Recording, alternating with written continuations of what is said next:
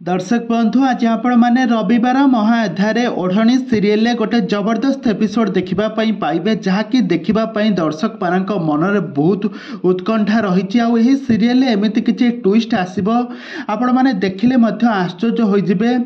आज जीवन आज मानसीर सबु सत जानी सारिबा परे तांको एक शक्त चापुड़ा मारी ए घरु गला धक्का दे बाहर करदेब। तापरे मानसी रागी जाई ज्योति पेटरे छुरी भसीदब आउ यहाँ पर ज्योति को तांको हॉस्पिटल निया जिवो आउ यहाँ पर मानसी को पुलिस रे दिया जिवो अटेम्प्ट टू मर्डर केस रे तांको दिया जिवो। तबे दर्शक बंधु एबे रविवार महाअध्याय रे आपण माने देखिबा पई पाइबे गोटे बहुत बड़ ट्विस्ट देखिबा पई पाइबे गोटे बहुत बड़ परिवर्तन आसी सारछि सीरियल कहीं सबू सत ए समस्त सामना को आसी सारा पर एबे मानसी एबे पूरा रक्त मुखा हो सारी से ज्योति को मारिदेवाई शपथ कर जीवन और ज्योति को सबुदिन अलग करदेवाई एमती निष्पत्ति नेब। तेबे दर्शक बंधु एबे ओढ़णी सीरियल कहानी रे रविवार महाअध्याय आपण मैंने देखा पाइबे गोटे बहुत बड़ ट्विस्ट देखिए। ये सीरियल कहानी रे आग को कौन आसवाई जाऊँगी नुआ ट्विस्ट कौन आसवा नुआ परिवर्तन ए संपर्क में सबकि जाना हेले वीडियो को पूरा शेष पर्यंत देखंतु। आउ या पूर्व जदि आपण माने आम चैनल को सब्सक्राइब करि नाते ताहाले सब्सक्राइब करि पाखर थवा बेल आइकन को दबाई दियंतु। जीवन एवं ज्योति जबरदस्त एक्टिंग आपण माने देखिथिबे किंतु जीवन और ज्योति को सबुदिन पई अलगा कर देबा पई तांको संपर्क को आदौ भी बर्दाश्त करि पारु नथिबो मानसी काहेकि मानसीर स्वामी जे कि पवन से मृत्युवरण करिछि।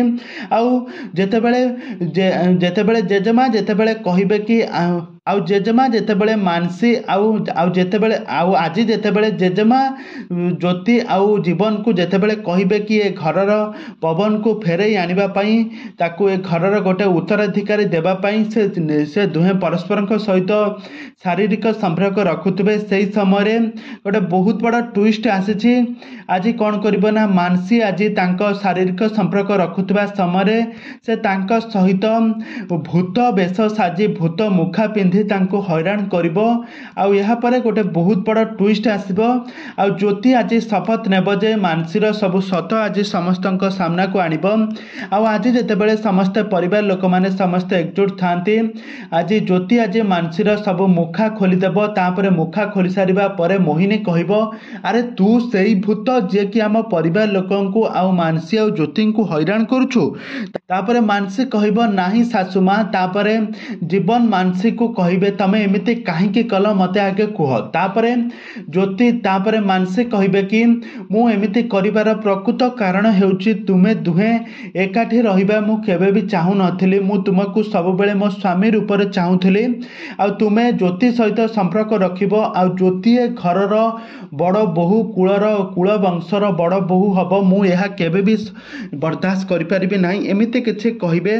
तापरे से कहबे ज्योति को मु केबे भी छाड़बी नाही। ज्योति मो पिठी पटे छुरी मारिछि ना मु ताकू जीवन रु मारिदेबी। यह कहिके तांको छुरी मारिबा पई जाउतबा समय रे जीवन तांको छुरी को धरि पकाई तांको रक्षा करी आउ मानसी को एक शक्त चापुड़ा मारी तांको सबु सत कहिदेबे।